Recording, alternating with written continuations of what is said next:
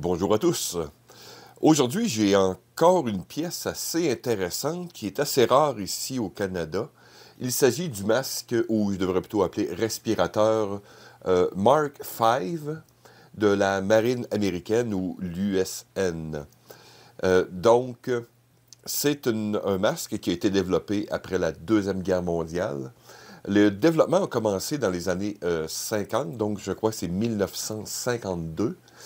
Et il a été introduit en 1957 et techniquement retiré du service en 1983, remplacé par le masque, le MCU-2P. Mais il est resté en service presque jusqu'à la mi-année 1990, puisqu'il y avait des problèmes de production avec le masque, le nouveau masque, le MCU-2P. Donc, détaillons un peu la chose. C'est un masque qui a beaucoup de particularités, surtout si on se met dans le contexte, exemple, des années 50. Premièrement, c'est le seul masque, je crois, de l'armée américaine avec un harnais en 5 points. Donc, voici une première particularité.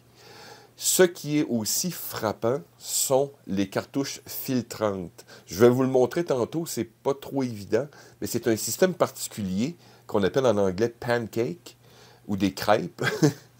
Les cartouches, ce sont des cartouches C1 ou désignées 50 mm. À l'arrière, ont une espèce de jupe en caoutchouc, donc le même type un peu de caoutchouc que le masque, et qui enveloppe une espèce de disque de métal. Comme je vous dis, je vais essayer de vous le démontrer à la caméra tantôt. Donc, c'est très particulier comme système de filtration. Donc, un autre détail, bien sûr, frappant, peu commun pour l'époque, c'est bien sûr la lentille panoramique en polyuréthane. Comme tous les masques ayant ce type de lentille, vous allez, je ne sais pas si ça se perçoit bien à la caméra, mais vous allez avoir un jaunissement typique. C'est dû bien sûr à l'entreposage, aux rayons UV et à plein de ces trucs. Ensuite, on a bien sûr le diaphragme ici. Chose étonnante un peu, les trous sont très larges et vous avez à l'arrière, je vais vous le démontrer tantôt là, en retournant le masque, mais vous avez le diaphragme à l'arrière et je trouve les trous quand même, je trouve la pièce comme, en tout cas, pas très protégée. Vous pourriez prendre un stylo presque ou un crayon et percer au travers. Ensuite, vous avez la valve d'expulsion ici en bas. C'est le même type de valve que l'on retrouve un peu sur comme le M9 par exemple. Donc, allez voir dans mes vidéos précédentes. C'est la valve de type C15. Poursuivons quelques autres petits détails. Donc, la valve ici. On a des replis ici, des protubérances que l'on retrouve sur le masque, juste en dessous du menton et sur les côtés. C'est bien sûr quand on met une cagoule, par exemple, de type NBC ou autre. Et on a des marques ici à l'avant, donc on voit là, ND MK5 avec sûrement un numéro de stock ou de NATO ou je ne sais quoi. Le M, est-ce que je vois un S23? Je ne sais pas si ça inclut la taille ou autre, mais bon. Ça semble être un médium large. Les formes sont assez relativement généreuses. Un peu comme des masques de ces séries, comme les séries M9 par exemple, c'était des masques avec des larges tolérances pour le visage. Le harnais, comme j'expliquais, en 5 points, avec des boucles de rétention très standards que l'on retrouve sur plusieurs masques, dont encore ici le M9. Donc les trois du dessus sont similaires et celles du bas sont ont un moulage, comme des rayures d'ajustement. Et l'arrière très large. Le harnais en tant que tel, même si c'est un 5 points, est très confortable, bien sûr, avec la pièce très large à l'arrière. Donc, pas de problème avec ces trucs. Maintenant, je vais essayer de vous démontrer les cartouches. Donc, vous avez un repli à l'arrière, d'où le nom de jupe. Et, je vais essayer de ne pas démolir tout mon mannequin. Et vous devez simplement retourner. C'est pas évident quand on a un mannequin. Voilà.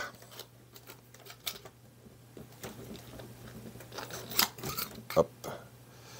Voilà. Vous avez ici le disque que vous voyez avec la valve d'entrée. Et voici une cartouche C1. Donc, on voit les marquages, le lot. Donc, ici, je crois 1957 sûrement. Avec d'autres marques. Bon, encore ici. Une chose que j'ai remarqué, évidemment, en m'entraînant un peu avec, c'est que le port d'entrée est très large, ce qui est bien en tant que tel, mais c'est plus difficile quand vous voulez faire votre test de scellage, par exemple. Contrairement à une cartouche régulière qu'on retrouve 40 mm NATO, j'ai trouvé que des fois, je faisais des erreurs, même si j'ai des grandes mains, de bien sceller pour faire mon test de masque. Mais bon. Et ici, on voit la fameuse jupe, voyez-vous. Fait que si on veut en replacer un masque, une cartouche, pardon, faut, comme, en tout cas en ce qui me concerne, il faut comme la préparer à l'avance, donc en repliant sur le rebord. Voilà. Et ensuite, la poser. Et ensuite, laisser replier. C'est la manière la plus efficace que j'ai trouvée. Je comprends que c'est pas de l'infanterie, c'est de la marine. Ben voilà. Mais encore ici, c'est une méthode un peu weird, un peu étrange. Mais ça semble fonctionner. Comme je dis, quand c'est bien installé, le scellage se fait très bien. Donc, vous avez 2 de chaque côté. Maintenant, je vais retourner le masque pour vous présenter un peu l'intérieur. Bon, voilà, j'espère que l'on voit bien. Bon, l'intérieur est, encore ici, quelques particularités. Premièrement, on retrouve un rebord gonflable. Donc, un rebord de scellage gonflable, un peu comme on retrouve dans le masque, exemple, Avon S6, par exemple, de l'armée britannique. Encore ici, allez voir dans mes archives. Donc, on a un rebord gonflable. Ce qui nous frappe ici, c'est le manque, exemple, de masque intérieur, de masque oronasal. Puisque ce masque a une réputation de s'embuer assez aisément. C'est pour ça qu'ils fournissent un kit anti-buée que je vais vous présenter rapidement dans quelques minutes. Ensuite, vous avez le diaphragme lui-même, ici dans le milieu, voyez-vous, avec une grille de protection, le diaphragme et la grille que vous avez vue à l'extérieur. La lentille panoramique est intégrée littéralement dans le masque, donc scellée à l'intérieur. On voit encore des restants de colle. Pour un masque, que j'ai regardé ici le numéro, on voit ici en haut, le masque est introduit en 1957, c'est la date officielle, mais si je me fie ici à mon marquage, j'ai un masque de 1956. Et les numéros de manufacturier, je n'ai pas pu identifier. Puisque le masque, au début, a été produit par B.F. Goodrich, la compagnie est bien connue pour les voitures et autres, les pneus. Et ensuite, ça a été pris par la compagnie qu'on connaît bien, MSA, par exemple. Mais je crois que si je vois la phase de prototype de 1952 à 1957, peut-être qu'il y a eu des usines, enfin bref, je n'ai pas réussi à identifier le fabricant ici. Mais j'ai 1956. Donc, une année avant l'introduction officielle. Ensuite, on a deux comme valves de Tissot un peu, au-dessus des valves d'entrée. Donc, c'est pour, évidemment, forcer l'air dans la lentille. Mais je vous avoue, c'est pas vraiment efficace. Si vous faites un peu d'activité, ce que j'ai fait un peu avec, la lentille s'embue assez rapidement.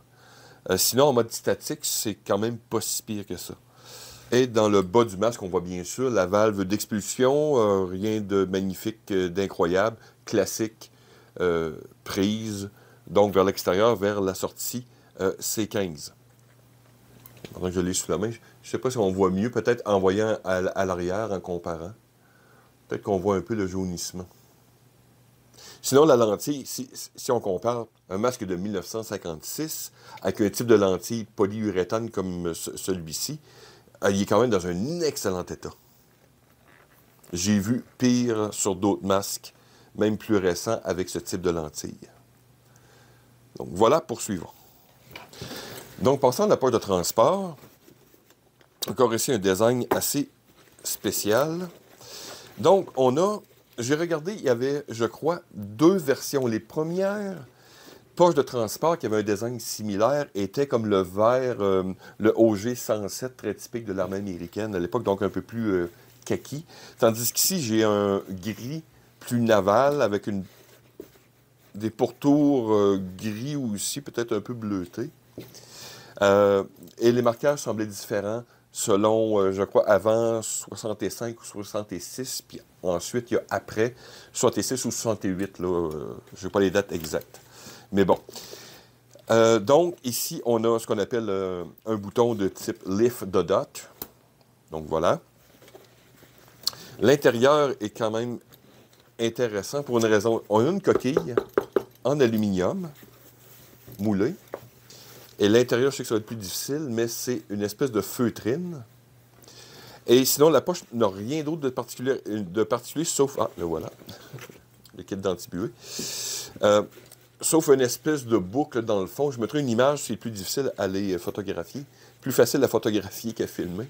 Donc, il y a simplement une boucle dans le fond pour garder justement le kit d'antibuée. Voilà. Ensuite, vous avez une sangle. Ce masque est fait pour être porté à la taille ou à la jambe. Il n'a pas été fait comme d'autres masques pour être porté, exemple, à l'épaule.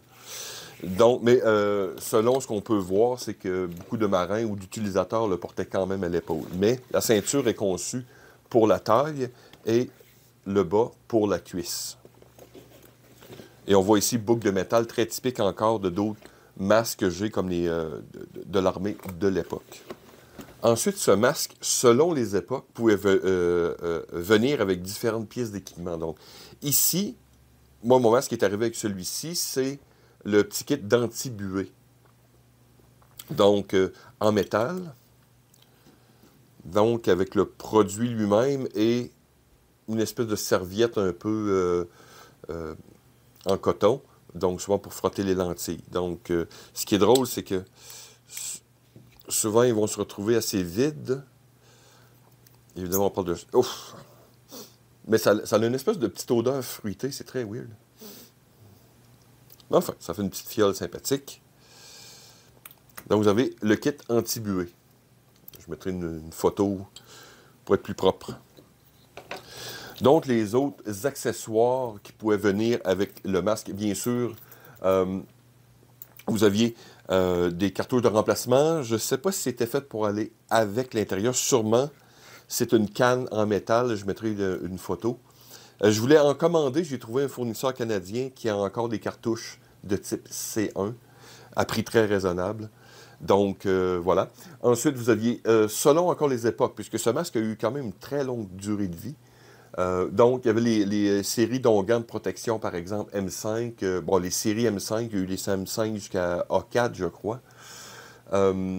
Ensuite, je crois qu'il a été remplacé par la série M13 dans les années... Donc, les séries M5, c'est de 1944 à 1965. Et les séries M13, c'était de 65 à 89. Donc, voilà. Et ensuite, comme j'expliquais, le petit kit anti-buée et les cartouches. Donc, voilà les accessoires qui venaient avec ce masque. Donc, que dire sur ce masque? Simplement que pour l'époque, c'était très... plusieurs éléments sont assez avancés pour l'époque. C'est un masque qui est confortable. Quand il est bien ajusté, comme je l'ai dit, je vais montrer une vidéo, là, mais le masque en tant que tel est confortable. Un excellent champ de vision, bien sûr. C'est une lunette panoramique. Sinon, évidemment, on ne parle pas ici, on parle de masque de collection, puisque d'un point de vue opérationnel, ce masque est absolument obsolète. La manière de poser les filtres, de toute façon, les filtres sont incompatibles avec tout autre, et les séries C1 sont dépassées, leur date de péremption sont passées depuis longtemps. Et je vois pas comment je pourrais modifier le masque pour l'adapter à du 40 mm NATO, par exemple. Donc, c'est vraiment un masque de collection. Et j'ai remarqué, entre autres, que c'était aussi le masque que on retrouvait, je crois que c'est une couverture ou deux de jeux vidéo, par exemple, comme Metro 2033. Je mettrai une image. Et comme plusieurs masques à gaz aussi, on l'a retrouvé dans plusieurs films. Donc, je crois, Rencontre du troisième type Et Léon, je crois aussi, pour des films un peu plus récents. Donc, sinon, belle pièce de collection encore ici. Un petit look futuriste, très intéressant. Comme je vous dis, c'est un masque qui est rare. Enfin, en ce qui me concerne, et les prix, j'ai regardé un peu partout, varient énormément d'un endroit à l'autre, c'est selon l'État. Et comme je dis, le mien a peut-être plus de valeur puisque c'est avant la date. Donc, peut-être qu'il rentrait dans la ligne des prototypes, je ne suis pas très sûr, mais c'est possible. Donc, voilà, merci de m'avoir écouté. À la prochaine.